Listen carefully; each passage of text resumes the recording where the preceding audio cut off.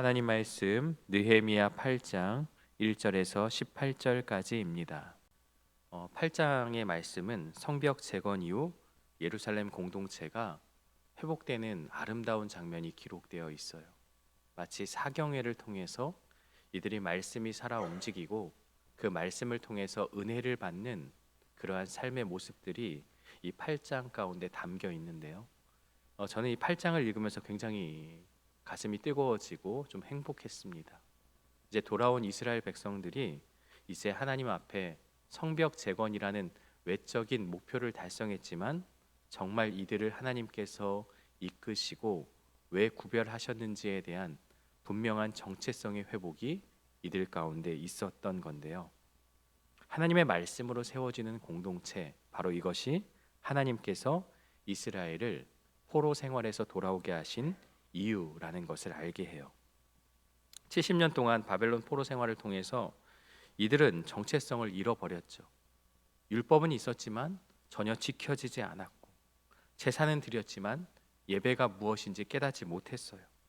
그런 그들에게 에스라가 율법을 낭독하고 해석해 주는 사경회가 오늘 본문의 내용입니다.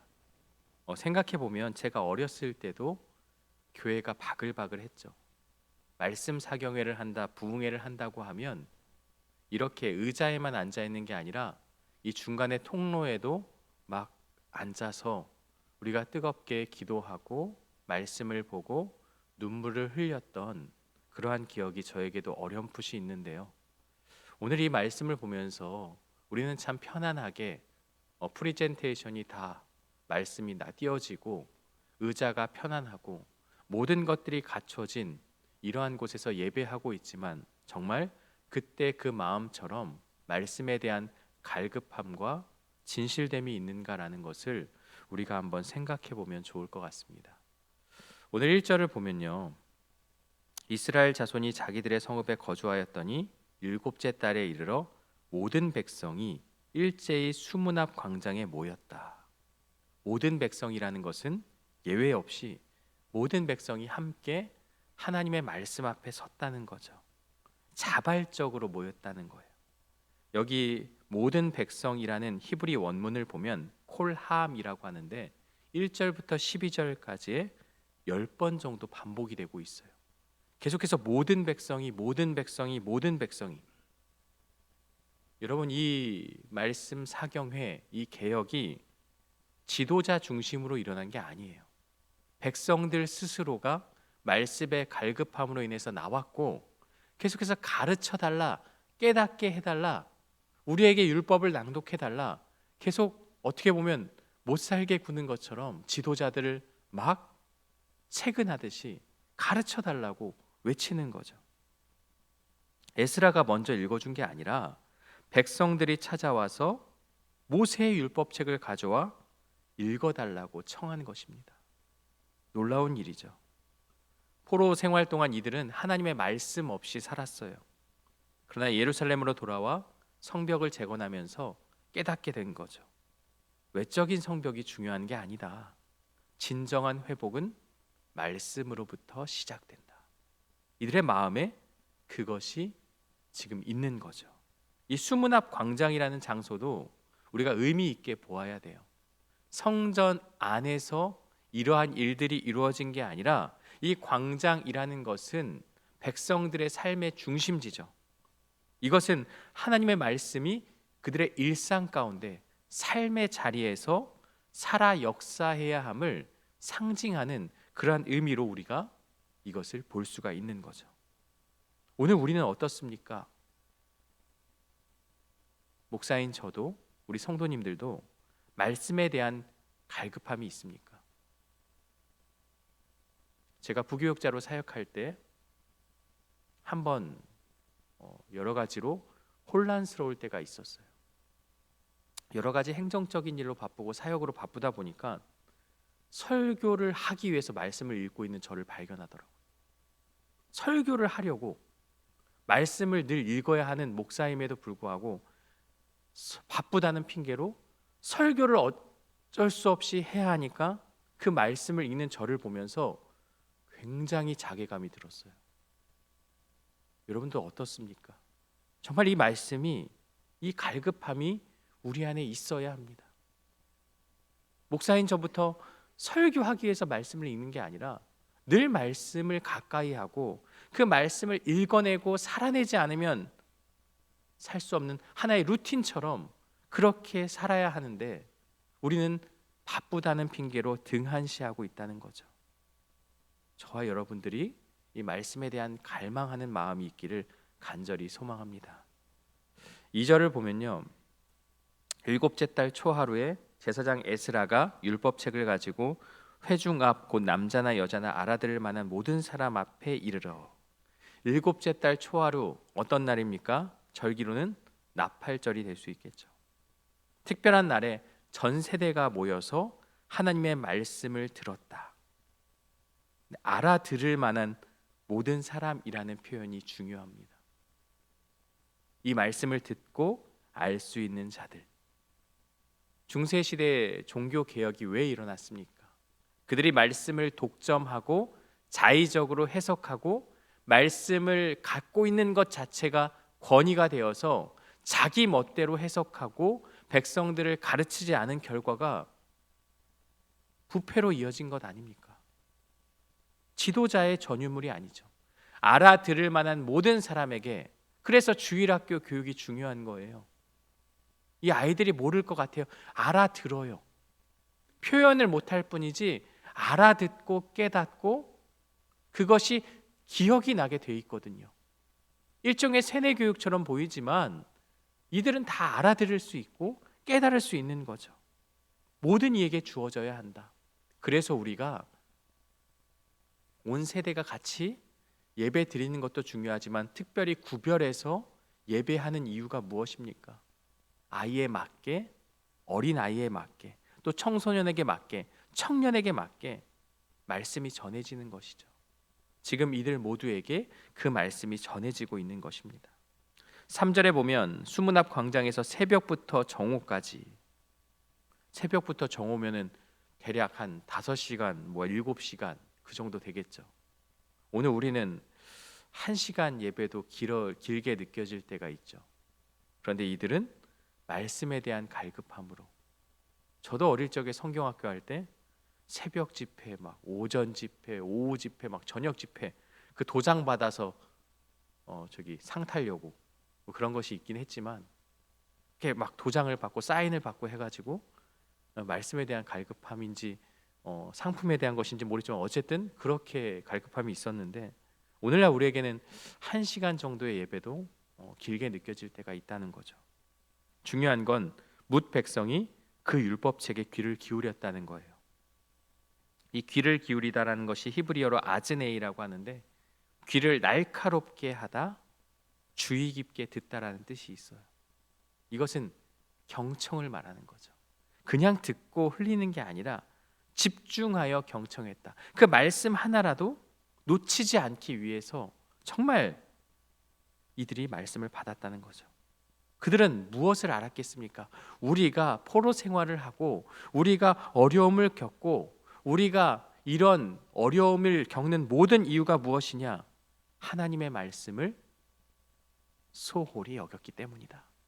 우리가 하나님의 말씀을 등한시했기 때문에 이와 같은 실수를 반복하지 않기 위해서 말씀에 집중한 것이죠. 우리는 얼마나 말씀에 집중합니까? 예배 중에 휴대폰을 보기도 하고요, 다른 생각을 하기도 합니다.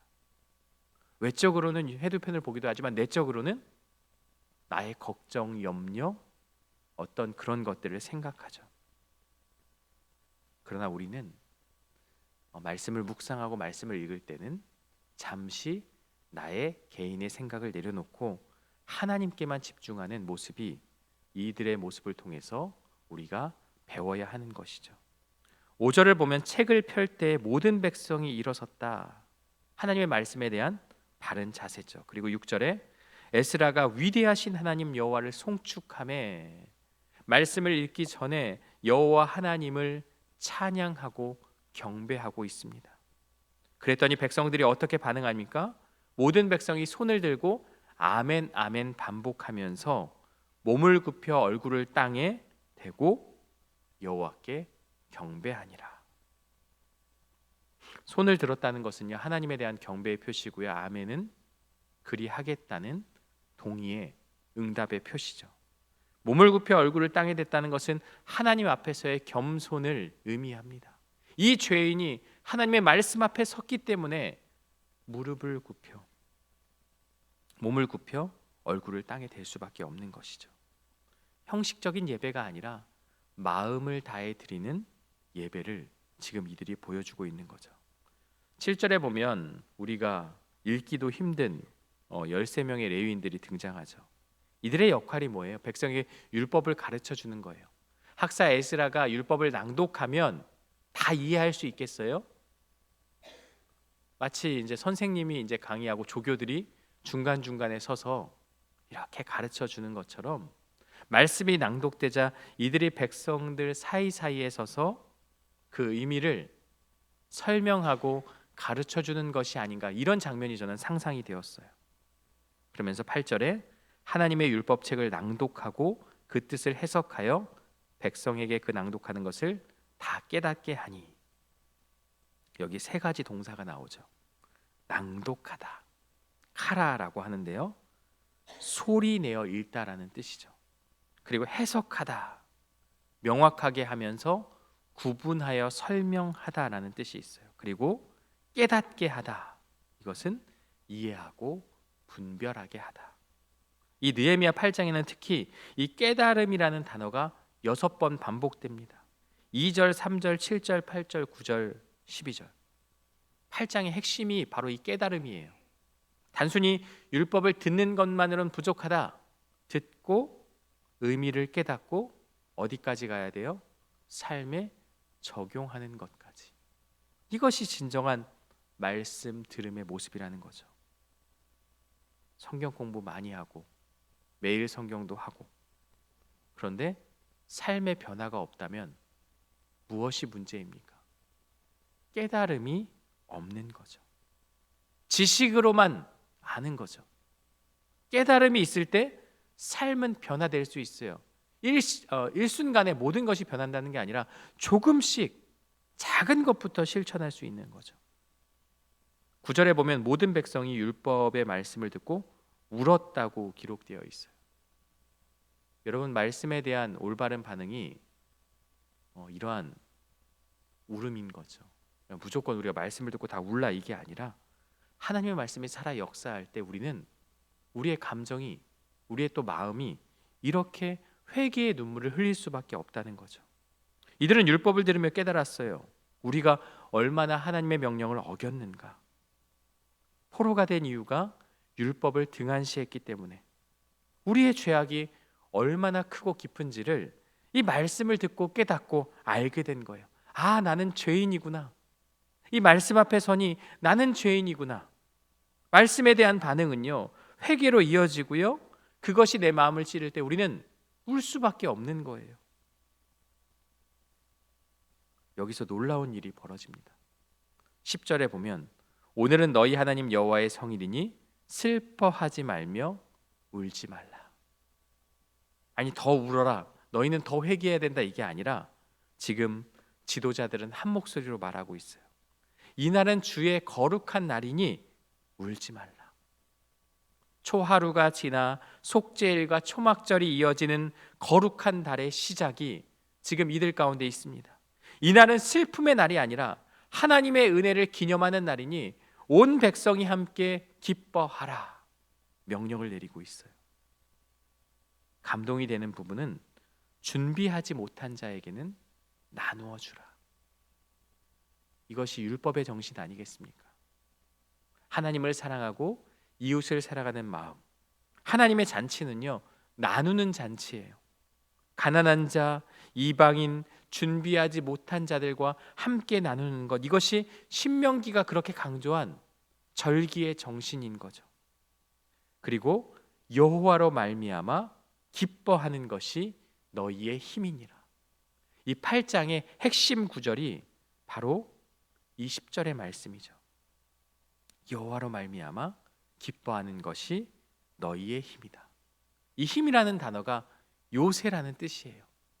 여호와로 말미암아 기뻐하는 것이 너희 삶의 모든 것을 방어해 주는 요새가 되는 것이다. 우리의 힘이다라고 지금 말하고 있는 거죠. 이것이 복음입니다. 우리는 죄인이지만 하나님이 우리를 용서하시고 회복시켜 주시고 받아주셨습니다. 말씀 가운데 슬퍼하고 우리의 죄가 너무나도 크지만 십자가로 말미암아 우리의 모든 죄가 씻겼습니다. 그렇다면 우리는 기뻐할 수 있는 거예요. 죄인인 우리가 하나님의 백성이 되었고 의롭다 칭함을 받았기 때문에 우리는 기뻐할 수 있는 거예요. 이것이 복음인 거죠. 지금 그것을 우리에게 말씀해 주고 있는 거죠. 12절에 모든 백성이 가서 먹고 마시며 나누어 주고 크게 즐거워하니 이는 그들이 그 읽어 들려준 말을 밝히 알미라. 그 말씀을 깨달았기 때문에 그들이 변화된 거죠. 먹고 마시며 나누어 주고 크게 즐거워하였다. 하나님의 은혜와 축복을 이웃과 함께 누리며 크게 즐거워하며, 이것은 세상이 주는 즐거움과는 다른 즐거움이죠. 하나님으로 함께함으로 말씀이 그들 가운데 살아 움직임으로 그들은 행복하게 이 절기를 지켜나갔던 거죠. 그리고 13절에 보면 그 이튿날이라는 표현이 있어요. 율법을 듣고 크게 즐거운 다음 날 놀라운 일이 벌어져요. 뭇 백성의 족장들과 제사장들과 레위 사람들이, 이제는 지도자들이 모여서 율법의 말씀을 밝히 알고자 하여 이들을 가르치기 위해 지도자들도 말씀 앞에 바로 서게 되는 거죠. 그리고 율법책에 기록하였으되 이스라엘 자손은 일곱째 달 절기에 초막에 거할지니라. 율법을 듣고 읽고 나서야 이 초막절을 지켜야 한다는 것을 깨닫게 된 거예요. 이것은 무엇을 의미합니까? 포로기 이전부터 이스라엘은 초막절을 제대로 지키지 않았던 거예요. 귀환한 후에도 마찬가지였어요. 그래서 16절과 17절에 백성들이 이에 나가서 나뭇가지를 가져다가 초막을 짓기 시작해요. 말씀을 깨달은 그들의 반응은 순종이죠. 그리고 17절에 사로잡혔다가 돌아온 회중이 다 초막을 짓고 그 안에서 거하니 눈의 아들 여호수아 때로부터 그날까지 이스라엘 자손이 이같이 행한 일이 없었으므로 이에 크게 기뻐하며.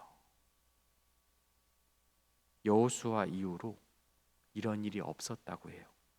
역대하 8장 13절과 에스라 3장 4절을 보며 초막절 자체는 지켰어요. 그런데 온 백성이 실제로 초막절에 거하며 율법의 정신대로 철저하게 지킨 것은 여호수아 시대 이후 처음이라는 거예요. 이 기간 동안 무슨 일이 있었습니까? 말씀을 제대로 지키지 않았던 거죠. 18절에 보니까 에스라는 첫날부터 끝날까지 날마다 하나님의 율법책을 낭독하고 무리가 이래 동안 절기를 지키고 여덟째 날의 규례를 따라 성회를 열었느니라. 신명기 31장을 보면 7년마다 한 번씩 초막절에 율법을 낭독하라고 명령했습니다. 에스라는 이 초막절 7일 동안 매일 율법을 낭독했습니다. 한 번이 아니라 반복하여 낭독한 것은 백성들이 그만큼 영적으로 갈급했기 때문입니다. 포로 생활 동안 이들의 갈급했던 그 심령을 말씀으로 먹이는 그 장면이 이 사경회가 오늘 본문의 내용인 것이죠. 8장이 우리에게 주는 교훈은 분명합니다. 첫 번째는 하나님의 말씀이 공동체를 새롭게 한다는 거예요. 예루살렘 성벽은요, 외적인 안전을 제공했지만 진정한 회복은 말씀으로부터 오게 된 거죠. 오늘날도 마찬가지입니다. 아무리 교회가 화려한 건물을 짓고 좋은 프로그램을 운영해도 그 안에 말씀이 중심이 되지 않으면 그것은 바른 교회라고 볼 수 없는 거죠. 개인의 삶도 그렇습니다. 안정되어 보이고 잘 살아도 하나님의 말씀이 없는 삶은, 말씀이 우리 삶의 중심이 되지 않는 삶은 모래 위에 지은 집처럼 무너질 수 있다는 거예요. 겉으로 보기에는 좋아 보일지라도 어려움과 환난을 겪을 때 말씀이 살아 움직이지 않으면 사람 때문에 흔들리게 되고, 환경 때문에 흔들리게 되고, 실망하게 되고 넘어질 수 있는 거죠. 그러나 우리는 말씀이 우리 안에 있잖아요. 이 말씀이 우리를 붙잡아 주면 우리는 흔들리지 않을 수 있다는 거예요. 두 번째는요, 말씀에 대한 갈급함이 필요합니다. 8장의 백성들은 스스로 에스더를 찾아와 율법을 읽어달라고 청했습니다. 긴 시간 동안 서서 말씀을 들었습니다. 지도자들은 더 깊이 배우기 위해서 말씀을 연구합니다. 우리는 어떻습니까? 말씀을 사모하고 있습니까? 말씀을 갈망하는 마음. 오늘 나에게 주는 말씀은 어떤 말씀일까? 예배의 자리에 나올 때 기대하는 마음, 매일 성경을 통해서 말씀을 읽을 때 새로운 깨달음을 통해서 기뻐하는 그 마음, 이러한 마음이 우리에게 필요한 것이죠. 그리고 말씀을 깨달았으면 무엇을 해야 합니까? 순종해야 하는 것이죠. 이들은 초막절을 지켰습니다. 하나님의 말씀대로 삶의 변화가 일어났습니다. 성경 공부 많이 하는데 왜 삶의 변화가 없습니까? 그것은 진정한 깨달음이 없기 때문입니다. 지식적으로 아는 것이 중요한 게 아니라 가슴으로 깨닫고 실천이 있어야 하는 것이죠. 야고보서 1장 22절은 이런 말씀이 있어요. 너희는 말씀을 행하는 자가 되고 듣기만 하여 자신을 속이는 자가 되지 말라. 행하는 자가 되라. 듣기만 하고 자신을 속이는 자가 되어서는 안 된다는 거예요. 마지막으로 백성들은 축제의 음식을 이웃에게 나누어 주었습니다. 준비하지 못한 자에게 나누어 주었습니다. 우리 안에, 공동체 안에 쓰러지고 넘어지고 방황하는 이가 있다면 우리의 마음을 전하여서 일으켜 세워야 하는 것이죠. 여러분, 신앙은 개인적이지만 결코 개인주의적으로 신앙생활해서는 안 된다는 거죠. 함께 나누고 함께 순종하고 함께 기뻐하는 것이 하나님의 공동체라는 거죠. 교회를 주신 이유가 이와 같은 거예요. 함께 기뻐하고 순종하는 공동체. 느헤미야 8장을 통해서 이스라엘 공동체가 새롭게 되어지는 장면을 보게 됩니다.